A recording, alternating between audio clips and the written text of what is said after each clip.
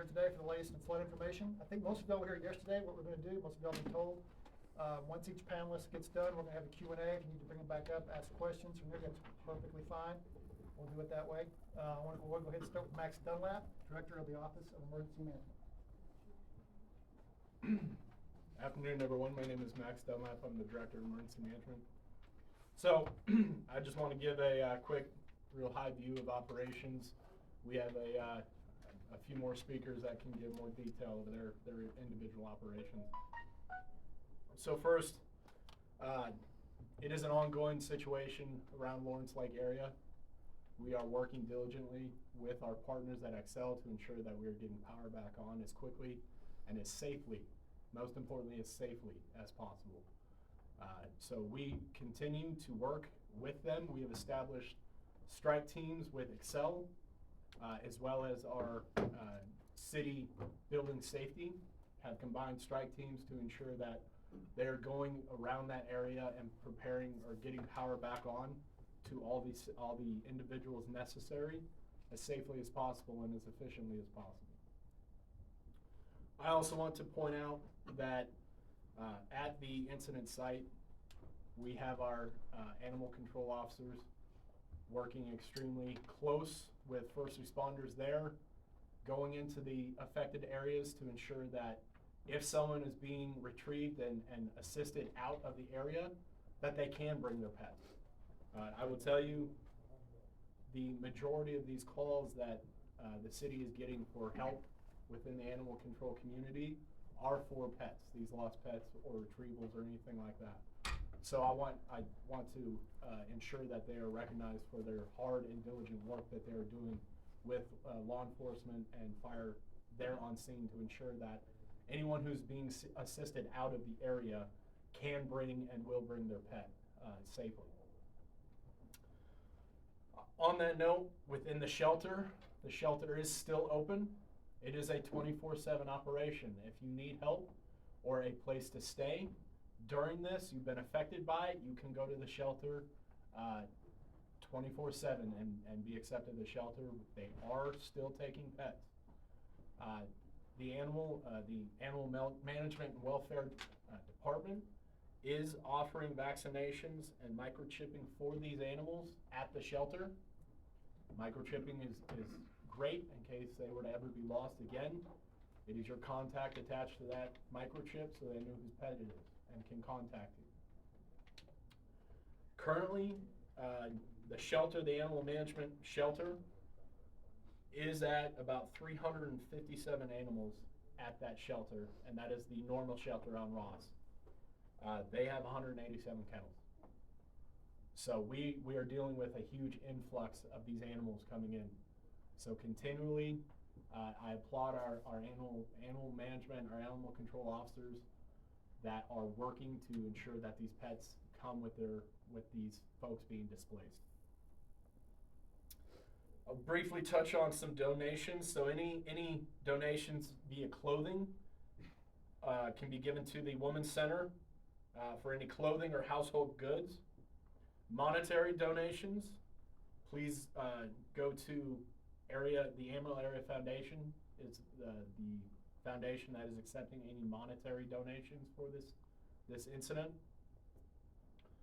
I also want to again hit on the damage assessment tool.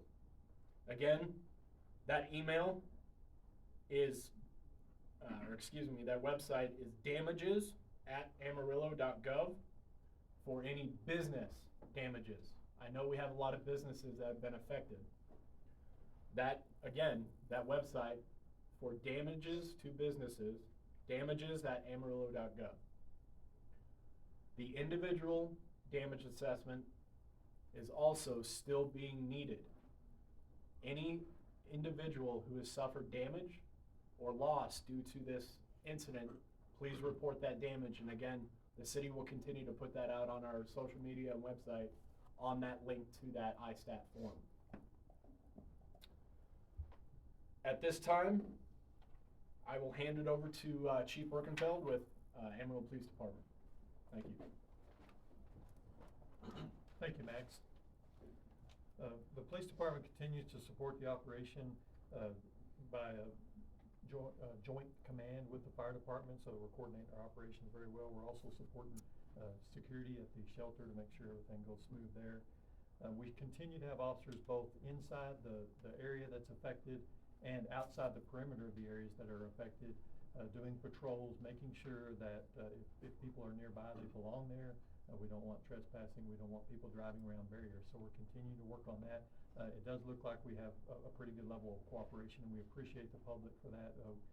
It's very important to these business owners and these homeowners that their places are secure. They're vulnerable right now. We want to make sure that they aren't affected by people coming in to either sightsee or potentially trespass for other reasons. So we're going to continue that. That's a 24/7 operation, and we'll support that as long as needed. I just want to thank all of the first responders that are out there. Some of the officers and firefighters, EMS folks have been out there for many days now, even before the last incident of flooding, and they're doing an excellent job. So I very much appreciate their hard work. We'll continue to support the operation and make sure that the folks both inside and outside this incident are as safe as possible. Thank you.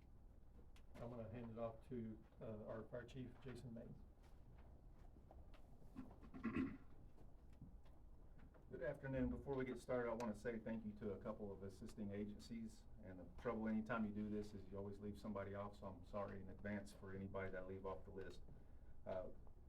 With the direct efforts to evacuate those that were in the affected area, we owe a huge thank you to Amarillo Police Department, Amarillo Management, City of Canyon, TxDOT, Texas Task Force 1, the Texas Army National Guard, Potter County Sheriffs, Red Cross, and AISD for they provided initial buses and provided initial shelter for this operation. We also understand, just to support this operation, we couldn't do this without United Supermarket right now, specifically the Market Street location and Home Depot for the retrieval efforts that have begun today. What we're doing has been disruptive to their business, and we appreciate their sacrifice and their understanding in this time. We've also had countless food donations from those that are helping the responders that have been there around the clock, and we will eventually compile a list for everybody that has provided for that, and we ultimate gratitude for everybody for their role. For the operational update, we're continuing to shuttle evacuees. That has dropped off tremendously today. At this point, we've evacuated 326 folks and 79 pets, and this was as of 2:30 p.m.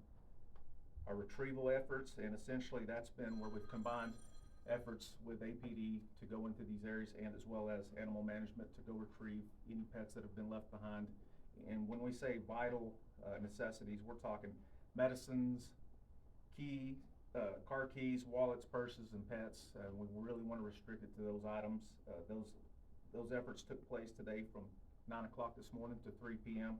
They will resume tomorrow at 8 o'clock in the morning and really continue probably to the same end and window at 3 o'clock, and really it'll depend on the demand. As of today, we've had 21 members of the affected area that we've been able to go and retrieve items for. Today we're trying to look at this big picture wise, and when we're doing this, we don't know we're always subject to additional rains that could complicate what we're dealing with. So we're trying to streamline and decrease those that are on scene for this operational period. And really we're looking at this long term. If we get additional rains, we don't want to use all of the forces and all of the energy at this point. We're trying to spread that out and pace ourselves so that we can get a lot of the folks that have left the scene are available within 30 minutes of being called to come right back out and help with the efforts. We're also continuing to provide city coverage, business as usual. Yesterday we had a structure fire in the middle of this, and right now we're not really seeing any increase. It's been an average day outside of the affected area. So thank you, and I'm going to turn it over with Mr. Alex Harder from Public Works. Thank you. I'm Alan Harder with the City of Amarillo Public Works Department. I just want to give you a quick update about what the Public Works Department has been doing over the past 24 hours, as well as what we plan to do throughout the weekend. So all city pumps have been running today, with the exception of the pump at Bennett Lake. So this includes Lawrence Lake, McDonald Lake, Martin Road Lake, T Anchor Lake, and the temporary pump at Playa 7. TxDOT is actively installing an additional pump at Lawrence Lake and expects it to be operational today. Once the TxDOT pump at Lawrence Lake is put into service, we will begin coordinating the pumping of Bennett Lake to allow both Bennett Lake and Lawrence Lake areas to be pumped down. We expect that to be going on throughout the weekend. We have crews maintaining the traffic control that's been set up for road closures. And then lastly, I wanted to say that the sandbag distribution site that's at the Civic Center North parking lot received an additional supply of approximately 700 sandbags this afternoon from the City of Canyon and is currently open. We wanted to make those available as soon as we had them instead of waiting until this press conference to provide that information. Although we are prepared to stay open until 7 o'clock tonight, it is possible, and I would say at this point probably likely, that we will run out of sandbags before that time, but that site is open now. Thank you. At this point, I'll turn it over to Kyle Schneiderjohn with Capital Projects and Development Engineering. All right. Thank you, and thanks for being here. So, heard about pumping operations, and generally this has been an operations briefing, but my side's a little bit different. From the engineering and planning side, what I'm here to say is that there are 25 playa lakes across inside the city limits of Amarillo, and all of them have a significant amount of water in them. And so while you heard about the operations and pumping operations that we're taking, I want to say to the homeowners and other property owners in the city is evaluate your risk and prepare for the risk that may be right around or right outside your door. The engineering department is aware of one additional pumping operation that's taking place. There's a cooperative operation between TxDOT and Randall County to pump playa number 7, which is the playa near the intersection of Soncy and Arden. They're installing one other pump to pump that lake to the south, and then the city's pump in that lake is pumping to the north. And then again, the other 25 playa lakes have a significant amount of water in them. If you have any questions about your proximity to a playa or the floodplain associated with a playa around your property, there are some GIS mapping software that's on the City of Amarillo's website, as well as one of the best resources is obviously FEMA.gov, and specifically their Flood Map Service Center is a great resource to the general public. You can literally type in your address into the Flood Map Service Center page, and it'll pop up the flood map and associated flood zones that are in and around your property. And so we encourage citizens to utilize that, evaluate their own risk, and be further prepared to protect themselves and their family from these types of events. That's all I have. Thanks. Yes, sir. I'm sorry. Wes Reeves. Thank you. Kyle was supposed to introduce me. I'm Wes Reeves with Xcel Energy, and wanted to just preface this by saying, first of all, that we have been talking to customers a lot, concerned customers. This is a real disaster for a lot of our customers, especially restaurant owners, business owners along Olson and Paramount, so we fully understand the predicament they're in. This is an unusual situation for us in that this isn't a tornado or something like that damaged our system. Our system is operable, but we have been asked, or were asked yesterday, to de-energize 3 circuits coming out of our Lawrence Park substation, and that's for safety purposes. And that's something we've learned as children, that electricity and water don't mix. So we have to be very, very careful and protect the first responders that are in the area, the residents that are still in the area. And that is the #1 reason why power is off to currently about 847 customers in that area. It's for public safety. So we're working very closely. Everybody you see in this room is really working toward restoring power in some ways, as they talked about the pumps. As the water is pumped out, that water recedes, we can begin to go in from the periphery of this flood area and restore power bit by bit. So today we were able to bring 222 customers back up on the southern edge, and I think the map is up here. As you can see, just north of Mockingbird Lane, there's a strip of, in red there, those customers were restored today. And the way we do this, the main lines that serve into Lawrence Park have been de-energized, but as we can route power from other parts of town. We have to isolate those customers from the grid they're normally served from. in order to get them back on. So it's a bit by bit type of thing. So as that water recedes, then we can begin to bring those customers back on really from the outside in. Obviously, the goal ultimately is that all the water is in Lawrence Lake and not in the streets and the homes and businesses. So as we do that, we'll be able to bring them on in increments. It's unlikely that we will today or tomorrow just re-energize the whole system. We know that water is going to be there for a little bit. So again, we're protecting public safety, the safety of our employees, and that is why there are still customers in that area without power. But we are working very closely with folks in that area. Our customer agents, we have brought in extra folks to help with that. We do understand the situation, and we appreciate the patience of our customers in that area. So when we have time for questions, I also want to introduce Ronnie Walker. He's back here. Ronnie is our regional manager for customer and, community and economic development. Ronnie's been in the field today, literally. It's not really a field now, it's a field of water. He's seen the system firsthand, and so he'll have a little bit more detail as to what we're seeing there. So at that point then, I believe I'll turn it back to Max. Brett, okay. Yes, Brett Lawler, Assistant Director. Thank you. So I'm Brett Lawler. I'm the Assistant Director with the City of Amarillo Transit Department. So we're currently offering our services for evacuation. We're doing transports from 26th and Georgia to the Civic Center, and also over to the Home Depot and out to Randall County Fire Department. So as of this morning, we transported 150 people yesterday. Today we're running approximately about 52 at this time. We're running 3 vehicles during the course of the day till 7 p.m. and then we run one bus through the night to provide whatever service they may need through the evening. Other than that, we're just going to continue our efforts through the weekend and on through next week with whatever they need. I'm going to turn it over to Janelle with United Way.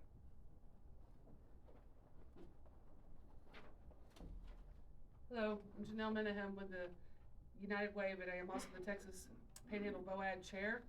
We are currently running the Multi-Agency Resource Center that is open until 7 o'clock tonight.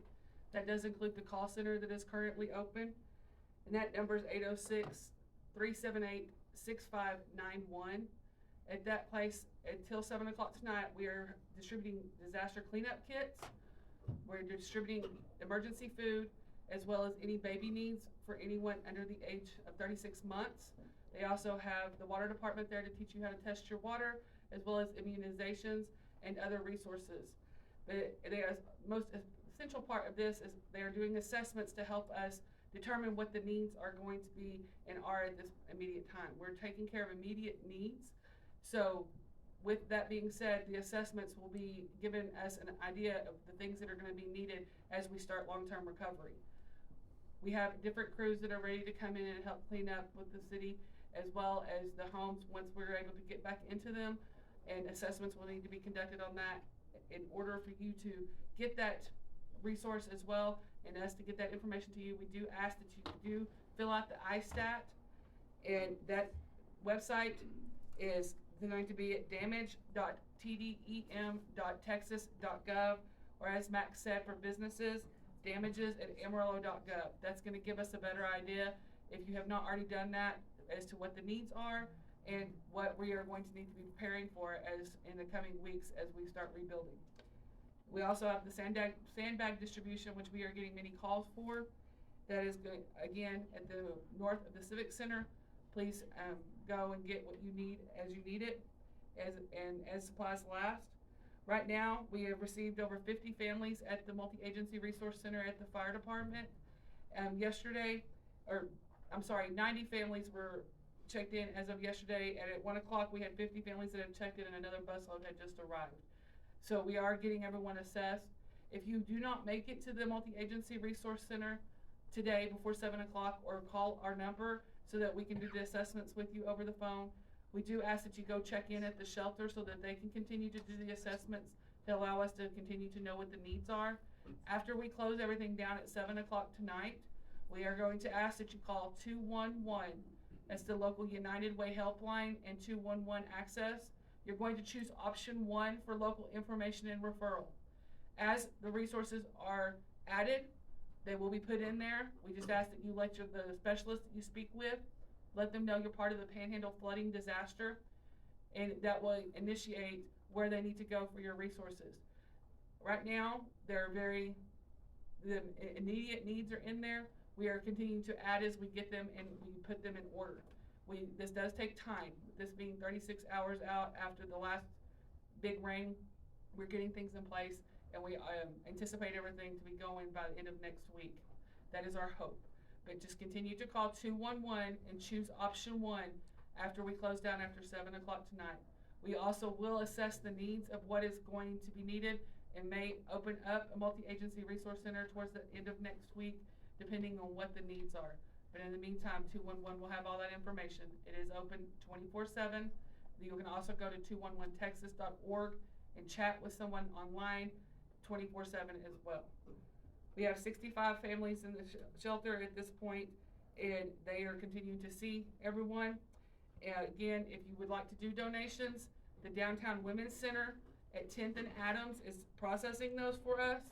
Anything material, no food at this time is needed, but anything material, household goods, clothing, shoes, their hours of operation that they will be operating off of all of that. They will be there Monday through Friday from 10 to 5 and on Saturdays from 10 to 4. That's also where we're going to be issuing vouchers for the flood families as they get back in and to receive those goods. Anything monetary that you would be willing to give, that will be going directly back to the flood victims. You can go to AmarilloAreaFoundation.org/disaster to donate, or you can go to 801 South Fillmore Street, Suite 700, and donate in person. Again, thank you for everything that y'all are doing and for giving us patience. We are working on everything. I know that was a lot. I assume y'all have some questions. We have our panel come back in. If you guys have questions for them, feel free to ask at this time. You start with Max. All right, Max. Sir. Hey, Max, how are you? Good, Steve. Yourself? I was going to ask you, I don't know if we discussed it, numbers today? Do you have numbers for evacuations? And also, I think you had set up as another place to go over there at Austin Middle School. Is that still open, or as things are progressing, you're shutting down these areas? Great question. So, I believe as of 2:30, and Chief may just correct me if I'm wrong. 26 today, 326 total. Yep, 326 and 79 pets have been evacuated from that area. As for the second question, so Austin Middle School was a very temporary way station as far as that sheltering goes. AISD was extremely gracious in offering up a school for us to use. They are still doing summer school in that, so we did not want to compete on that. So we pushed that shelter over to the Civic Center as soon as possible. So to fully answer your question, no, Austin Middle School is not a shelter location. Anybody else? What's kind of the potential for water contamination amid the flooding and with the pumping into the lakes? So that's actually a better question for environmental health. If the Director of Environmental Health wants to speak. I know previously we've done some testing, but I won't speak for his team. If Anthony can answer that. Introduce yourself. Hey, good afternoon. My name is Anthony Spinell, the Environmental Health Director for the city. So we did some initial water testing, and the water test results were very typical for flooding events. There's a lot of water out there, not a lot of contaminants, so I don't really see it as being a huge issue at this time. Thank you. Any other questions for Max? Are you able to touch on pumping, or is that not your? That's more Alan. What's the question? Yeah, what's the I was gonna ask where specifically are the additional above ground pumps going at Lawrence Lake, and specifically what roads are gonna be impacted by the pipelines being laid above ground? Sure. So, Floyd Hartman, Assistant City Manager. So, yes, TxDOT in cooperation with the city is adding that third pump to Lawrence Lake. Those lines are being laid as we speak, and we hope to have that, TxDOT hopes to have that up and running today. You'll see those lines being laid along the north side of I-40 down to Bell Street. They're crossing there at I-40 at Paramount. You'll see Paramount accesses both ways closed because those lines will physically lay there. But TxDOT did an outstanding job overnight laying those lines under the entrance and exits to Bell and Western. So you'll see a minimal impact as possible. But that will pump from Lawrence Lake and then discharge into a TxDOT storm drain, a 72-inch over at west of Bell Street. Okay. Once the additional pumping is operational, is there a estimated, I guess, length of time that you think it'll take to get Lawrence below 100%? We don't have that currently estimated in time. Again, what we've realized and what I hope you understand is pumping is a slow operation compared to the volume of a playa lake. So we don't have those time frames established, estimated, but that pump will add 3,000 gallons per minute to that ability to pump, and it will also be coordinated with the pumping for Bennett. So what is the difference between the new pumps that are being installed and the ones that were already in the So pipes? the total out of the two existing pumps pump about 2,500 gallons per minute existing. So this one pump will have the capacity to pump above those two existing pumps total. So it is an excellent resource to add, and we appreciate TxDOT helping us and working through that. So that gives you a frame of reference. Did that answer your question? Yes, sir.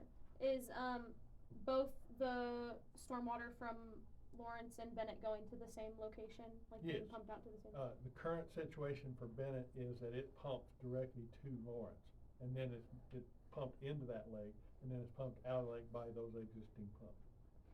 Awesome.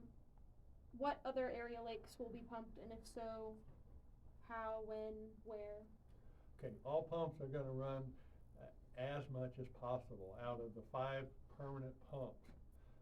So again, that is Martin Road, T-Anchor, Bennett, Lawrence, and McDonald. Those pumps will run outside of a rain event. So if it rains, during the rain, they'll be shut down. Also, those pumps, the temporary pumps that run on fuel, diesel, those will be shut down while they're fueling. So that temporary pump in Playa 7, the next one, that one will be run as much as possible other than fueling or rain events or something else at McDonald that created that event. But then the TxDOT Randall County pump will be an additional resource to that. But from this point forward, with the sunshine and the good weather, the pumps are running more than they ever have, and the plan is to continue 24/7 outside of the parameters I just described. I think that's all I have. Is there any desired or estimated timeline for any of the pumping? It's been challenging to create that because of the additional rain. You know, the rain's been more than the pumps have been able to pump, so obviously we've seen it rise. Now that we're in that, I would anticipate Monday we start having ability to project some time frames outside of a rain event. Awesome. I got one quick question. Yes. I know we just passed the measure to pay for the rental of these temporary pumps. Yes. Is there some plan maybe of having at least one temporary pump for the city, you know, that would not be a rental, something owned? I don't know about the money of that, but I was just wondering. Well, funding is not the primary consideration in buying a temporary pump. The primary consideration in buying a temporary pump is the water condition, the head pressure from the surface you pump to where you discharge. That varies from each lake to each lake. It's very difficult to buy a pump that pumps from every lake because of those different hydraulic situations. So it has been more beneficial than buying a pump that you can't use at a lake and still have to rent one, to rent in individual circumstances because of, it's not every year we need it. So the frequency is a consideration, but the primary consideration for not owning a pump is that the hydraulics change from one site to another site. And if you run that for an extended period of time outside of what the pump is designed, it will ruin the pump. Thank you. Thank you. And sorry. Floyd, Donnie spoke yesterday about the engineering involved, and that it was quite complex. I guess you guys have figured out how to do that. Yes, oh yeah. The engineering team here is excellent. They've known really all along how to do it. It's just a matter of the conditions change so much that they've got to know the conditions. And then by the time they calculate it and report what we need, the conditions change with another rain. So they are doing an excellent job. As we get more steady in the production, we'll be able to provide that information. And those engineers, Kyle and his team, can provide much more accurate information timely. Does that help? That's good. So with these, and there's 2 additional pumps going in, correct? Where, excuse me? At Lake Lawrence? No, one additional. We have the 2 permanent pumps. Okay. Okay, and one of those is temporary, not permanent pumps running. And then we're adding another pump from TxDOT. The other pump is being added in Playa 7. Okay, so Going, a total of 4 pumps, I guess. How many pumps are there? well, all over the city, there's much more than 4. So, I'm just getting confused with the specific pumps that you're asking about. So one additional one is going in at Lawrence. Yes, And so for. one additional one at Playa 7.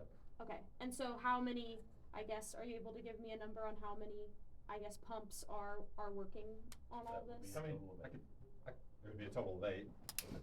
I'll say, so after all these operations that we've talked about, there would be 2 pumps at Playa 7. There will be 3 pumps at Lawrence Lake, and then there is 1 at Bennett, 1 at T Anchor, 1 at Martin Road, and 1 at Lawrence. Does that add up to 8? Yes. Okay. I had to look at the engineer to get that. Thanks. That's That okay. answer Thank it? you. Yes, sir. Thank you. Is that all the pump questions? Yeah, mine is what kind of environmental impact are y'all expecting kind of in these areas with all this water sitting? You want me to get that? Sorry, say the question again. What kind of environmental impact, you want me to answer, or you want to answer? Correct me if I'm wrong, okay? So, what you see in flooding events, typical things have occurred. You have seen septic systems inundated. You have seen flooded wells in private wells. Those things that you would expect, that's typical environmental impacts. Overall, what you see is the volume of water that comes in a flooding event like that minimizes the impact of those events. And what we've experienced and what we see by testing the water, what he mentioned, and the other things that we've seen is that we are left with the physical impacts of the storm being much greater than the environmental impacts as we see. Now, we'll see some upcoming additional environmental impacts, cleanup, those types of things will be coming. But right now the focus is on mitigating the danger to the public and the threat that we have. So we can't fully assess that environmental impact until later. For people in those areas with the inundated septic tanks, what are their kind of backup options for water right now? Well, make sure that you're using bottled water. Those wells, especially if your well is, but if you have no option, then you need to boil that water per the requirements, and that's in all over the website, TCQ, but boil that water. If you have no option for bottled water, then make sure you boil water for human consumption. Any other recommendation there? That's correct. Other than pumping of the lakes and providing all of the resources and shelter, is the city doing anything in addition to pumping to bring water levels down?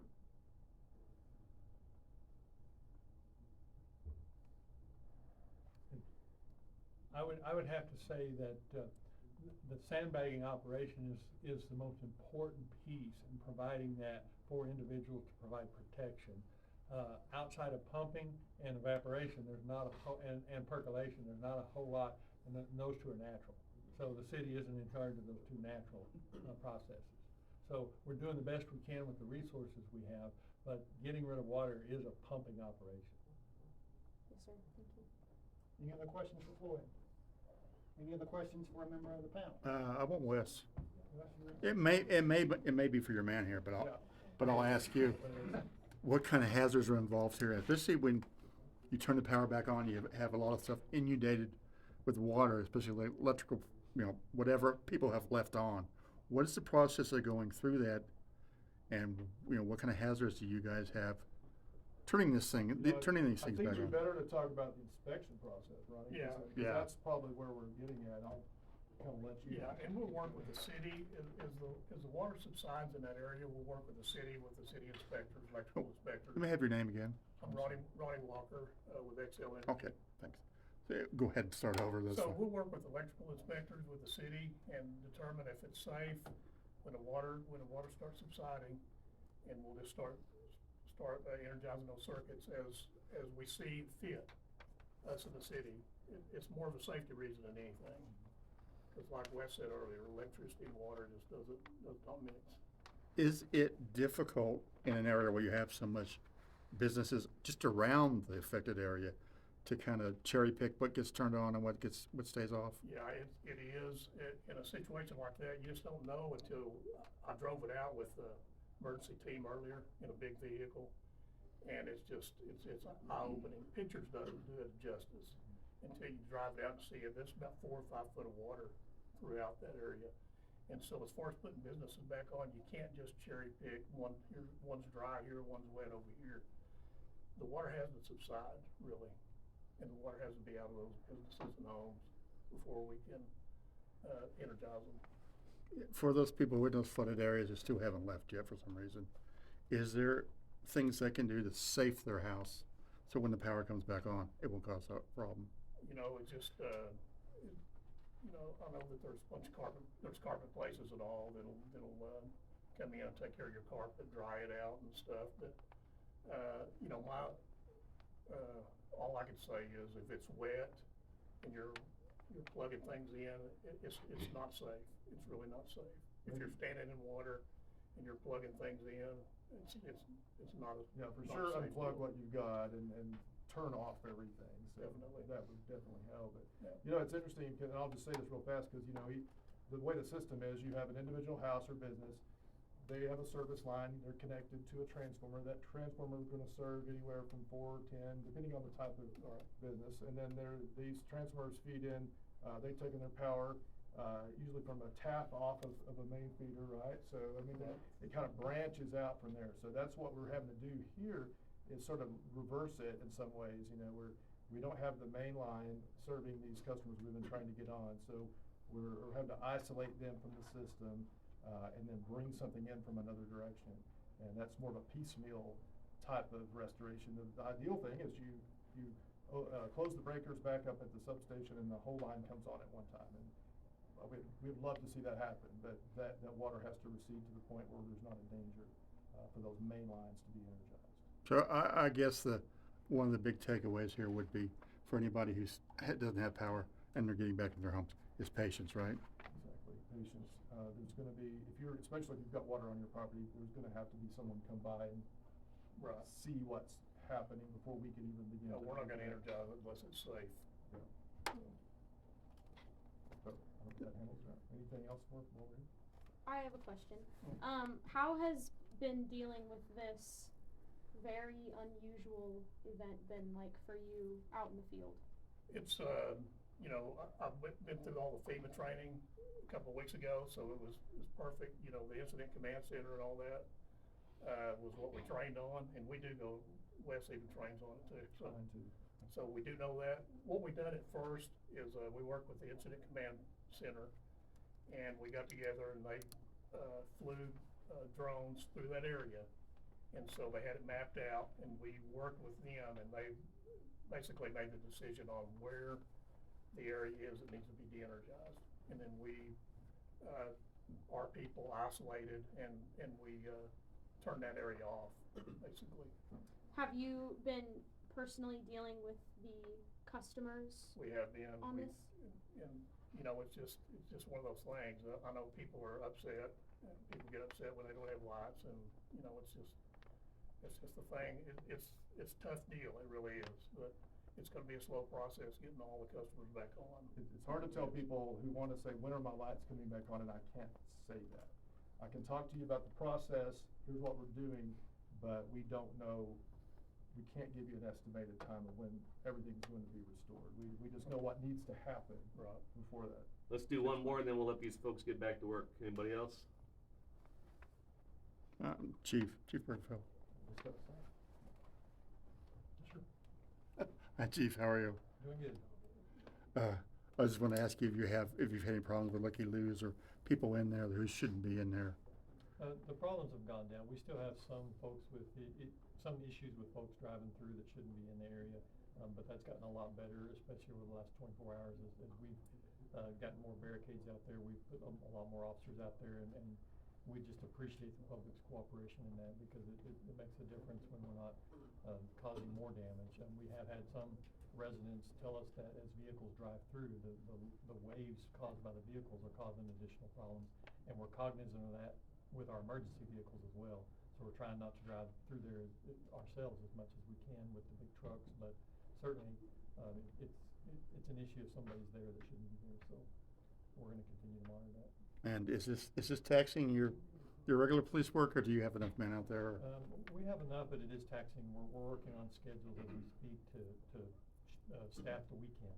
So we're calling in some folks who wouldn't normally necessarily work patrol that are going to have to be out there. Because we've got other events going on as well this weekend. So it's certainly taxing, it's costing a lot of overtime, things like that, to make sure that we have this covered. But to us, it's well worth it. We want to make sure that the area stays safe and stays free of any problems. So we're willing to commit the time and people to do that. Have you had to take any actions beyond warning anybody in these areas for going past barriers or being where they're not supposed to be? Certainly not any major incidents. There may be a couple of minor things that I don't know about, but we've certainly not had any major issues with folks, so very much appreciated. Okay, thanks everybody.